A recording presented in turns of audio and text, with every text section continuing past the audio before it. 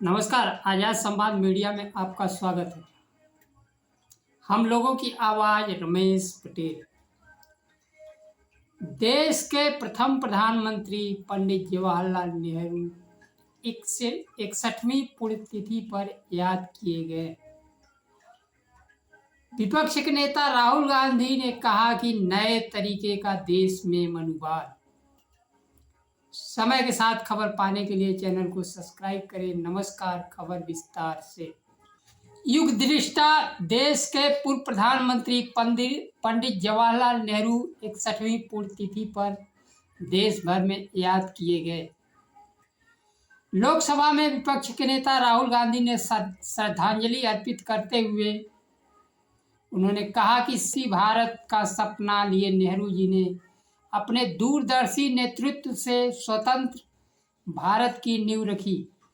आधुनिकता, शिक्षा, संविधान और लोकतंत्र की स्थापना में पंडित जवाहरलाल नेहरू का अमूल्य योगदान है। उन्होंने कहा, हिंद के जवाहर की विरासत और उनके आदर्श हमारे मार्गदर्शक करते रहेंगे। आज़ादी मिलने के बाद पंडित नेहरू ने वैज्ञानिक सोच के साथ आधुनिक भारत की नींव रखी। देश में सरकारी क्षेत्र में उद्यम लगाने की शुरुआत हुई। सरकारी क्षेत्र अनुसंधान संस्थान, विश्वविद्यालय, ऊर्जा, कृषि और देश को आत्मनिर्भर बनाने के लिए सार्वजनिक उपक्रमों की नींव रखी गई। नेहरू की सोच समाजवादी मॉडल पर आधारित था। रोजगार सृजन, सामाजिक कल्याण और देश के आर्थिक विकास में महत्वपूर्ण भूमिका निभाई। पंडित नेहरू की विदेश नीति शांति, स्वतंत्रता और न्याय के सिद्धांत पर आधारित थी। स्वतंत्र और गुटनिरपेक्ष और रंग भेद के खिलाफ भारत की स्वतंत्र विदेश नीति दुनिया में अपना स्थान प्रमुखता से रखती थी। आज़ादी के समय दुनिया दो गुटों में विभाजित थी। पंडित नेहरू किसी गुट के साथ जाने के बजाय स्वतंत्र नीति अपनाई, जिससे भारत की आवाज दुनिया भर में गूंजी। गुट निरपेक्ष आंदोलन के जरिए नेहरू जी दुनिया में द्विध्रुवी विश्व को तीसरा नेतृत्व प्रदान किया। और दूसरी महत्वपूर्ण खबर है, आज लोकसभा में विपक्ष के नेता राहुल गांधी ने आरोप लगाया कि प्रधानमंत्री मोदी के सरकार में आरक्षित पद साजिश के तहत खाली रखा जा रहा है। यह नया मनोवाद है। सोशल मीडिया पर उन्होंने लिखा, आरक्षित वर्ग के योग्य उम्मीदवारों को नॉट फाउंड सुटेबल बताकर खारिज किया जा रहा है। इस सरकार में अनुसूचित जाति, अनुसूचित जनजाति, पिछड़ा वर्ग से व्यवस्थागत भेदभाव किया जा रहा है। यह नए तरीके का मनोवाद है।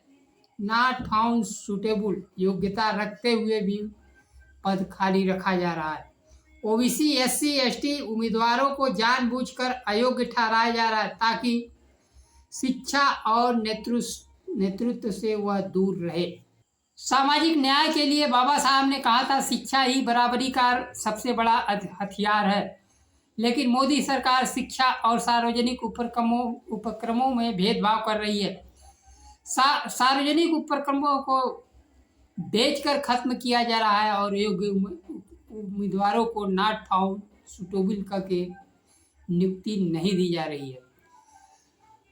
शिक्षा ओबीसी एससी से दूर किया जा रहा है। मोदी सरकार देश में एक चुनाव की बात तो कर रही है, लेकिन समान शिक्षा की बात नहीं करती है। शिक्षा का बजट कम किया जा रहा है साल दर साल, जिससे वंचित समाज को छात्रवृत्ति और शिक्षा से वंचित किया जा रहा है। राहुल गांधी ने कहा, दिल्ली विश्वविद्यालय में 60% से ज़्यादा प्रोफेसर और 30% से ज़्यादा एसोसिएटेड प्रोफेसरों के आरक्षित पदों को एनएसएफ बताकर खाली रखा गया। यह कोई अपवाद नहीं है। आईआईटी, केंद्रीय विश्वविद्यालय सहित सभी जगह साजिश चल रही है। एनएसएफ, केंद्र सरकार, राज्य सरकार पदों को खाली रखा जा रहा है। यह एक तरह से भारतीय संविधान पर हमला है और सामाजिक न्याय के साथ धोखा है। कांग्रेस पार्टी के नेता पिछले दिनों दिल्ली विश्वविद्यालय में SC ST OBC छात्रों के साथ संवाद किया था। सामाजिक न्याय और शैक्षणिक न्याय से संबंधित वार्ता हुई थी, जिससे विश्वविद्यालय प्रशासन बिना अनुमति से मिलने पर आपत्ति जताया था।